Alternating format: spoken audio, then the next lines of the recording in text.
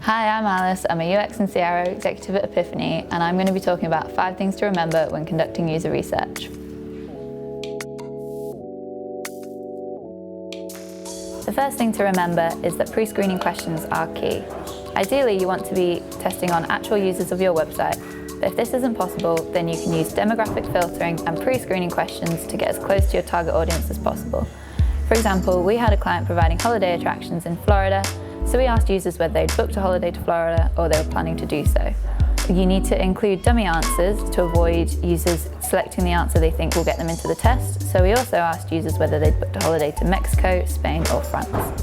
The second thing to remember is to have specific tasks to generate actionable insight. If you let users just aimlessly browse your website, the chances are you won't generate any valuable insight. You can use previous insight gathered from heuristic reviews and tools such as Google Analytics or Hotjar to inform areas of further opportunity. Maybe you've seen that the navigation is difficult to interact with. Maybe Google Analytics has shown a lot of drop-off throughout the checkout process. Setting tasks that are structured around these problem areas, as well as considering business and user needs such as conversion rate and how easy the website is to use, should generate actionable insight. The third thing to remember is to have specific goals for the user to accomplish. Vague, open-ended tasks, such as find out some information about a certain car, are open to interpretation by users, and the quality of insight you get will vary. Some users might whiz through the task, others might spend 10 or more minutes on it and still not be sure if they've completed it.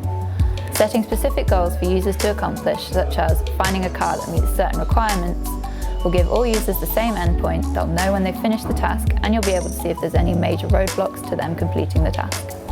The fourth thing to remember is to not assume that users will use your site in the same way that you do. You spend a lot of time on your site, but your users don't. When setting and analysing tasks, don't expect users to complete them in a certain way or they might fail the task. Users also behave differently to each other, completing the same task in different ways. This shows there's no one way to complete a goal, and forcing users to do so in a certain way means the insight from your user research will not be a true reflection of how actual users behave on your site, and could lead to users abandoning your site without converting. The final thing to remember is don't just listen to what users say, watch what they do as well. What users say is different to what they do. They might have claimed to find the task really easy, but you've just watched them struggle with it for the past 5 minutes.